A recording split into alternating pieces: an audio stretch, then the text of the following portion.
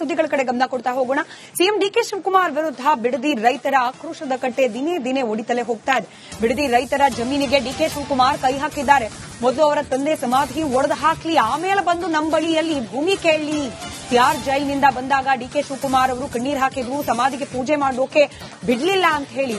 ನಮ್ಮ ತಂದೆ ತಾಯಿಯ ಸಮಾಧಿಗಳು ಇಲ್ಲಿವೆ, ನಾವು ಕೂಡ ಅವರ ಸಮಾಧಿಗೆ ಪೂಜೆ ಮಾಡಬೇಕು, ಹೀಗಾಗಿ ನಮ್ಮ ಜಮೀನುಗಳನ್ನ ಬಿಟ್ಕೊಡೋದಿಲ್ಲ ಅಂತ ಹೇಳಿ ರೈತರು ಆಕ್ರೋಶ ಹೊರಹಾಕಿದ್ದಾರೆ.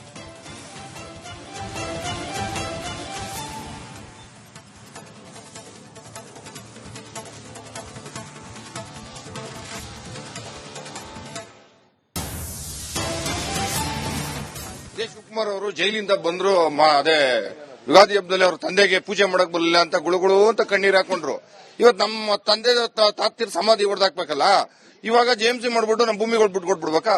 ಪ್ರಶ್ನೋ ಶಿವಕುಮಾರ್ ತಂದೆ ತಾಯಿ ಇದು ಅವ್ರ ತಾತಿರ್ದಲ್ಲ ಐತಲ್ಲ ಸಮಾಧಿ, ಅದು ಹೊಡೆದಾಕ್ಬಿಟ್ಟು ಬಂದ್ಬಿಡ್ಲಿ, ಅವರೇ ನಿಂತ್ಕೊಂಡು ಶಿವಕುಮಾರೇ ಹೊಡೆದಾಕ್ಸ್ಲಿ, ನೋಡಪ್ಪ ನಾ ಹೊಡೆದಾಕ್ಸ್ತಾ ಇದ್ದೀನಿ, ನಾನು ಇನ್ಮೇಲೆ ಇಲ್ಲಿ ಪೂಜೆ ಮಾಡಲ್ಲ ಅಂತ ಈ ರಾಜ್ಯದ ಮುಖ್ಯಮಂತ್ರಿ ಹೇಳಿ, ಆಮೇಲೆ ನಮ್ಮ ತಂದೆ ತಾಯಿ ಸಮಾಧಿನ ಹೊಡೆದಾಕೊಂಡು ಮಾಡ್ಕೊಳ್ಳಿಬೇಕಾರೆ. ಇದೇ ಶಿವಕುಮಾರ್ ಅವರು ಜೈಲಿಂದ ಬಂದ್ರು, ಅದೇ ಯುಗಾದಿ ಹಬ್ಬದಲ್ಲಿ ಅವ್ರ ತಂದೆಗೆ ಪೂಜೆ ಮಾಡಕ್ ಬರಲಿಲ್ಲ ಅಂತ ಗುಳುಗುಳು ಅಂತ ಕಣ್ಣೀರ್ ಹಾಕೊಂಡ್ರು.